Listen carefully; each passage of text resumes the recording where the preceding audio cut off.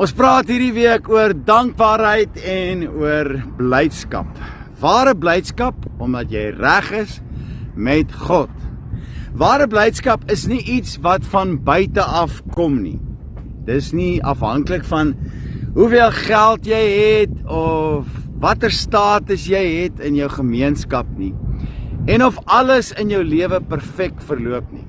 Ware blydskap is 'n vrug van die hart wat in vrede met God leef.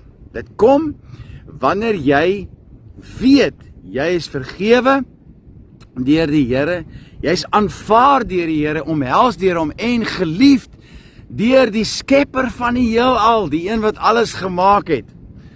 Wanneer ons reg in 'n verhouding staan met God, wanneer ons voor die Here in die regte verhoudingsstatus, dan is die swaar laste van skuld en vrees van ons afgelaai. Dit val af van ons af. Ons hoef nie meer te probeer om onsself te red of ons waarde voor God te bewys nie. Ons vind ons identiteit in Jesus Christus.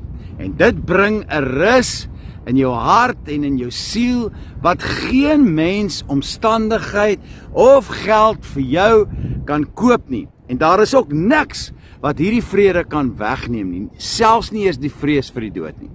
Soos Romeine 5 vers 1 sê, wil ek vanoggend vir jou lees. Omdat ons dan uit die geloof geregverdig is, het ons vrede by God deur ons Here Jesus Christus. Hierdie vrede bring vreugde, nie net op goeie dae wanneer alles met ons goed gaan, maar selfs ook in ons storms, in ons moeilike seisoene. Want jy weet, jy is sy kind. Jou toekoms is vas, dis in sy hand. Jou lewe het betekenis en waarde. En God is altyd by jou. Maak nie saak waardeur jy gaan nie. Ware blydskap vloei uit hierdie sekerheid. Ek en jy is reg met die Here. As ek vandag doodgaan, is ek vir ewig by hom in die paradys. En dit is 'n kosbare wete wat vir jou en vir my blydskap in ons harte gee. Dis waar ware blydskap vandaan kom. I have decided to follow Jesus. I have decided to follow Jesus.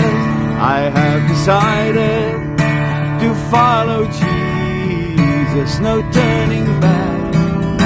No turning back.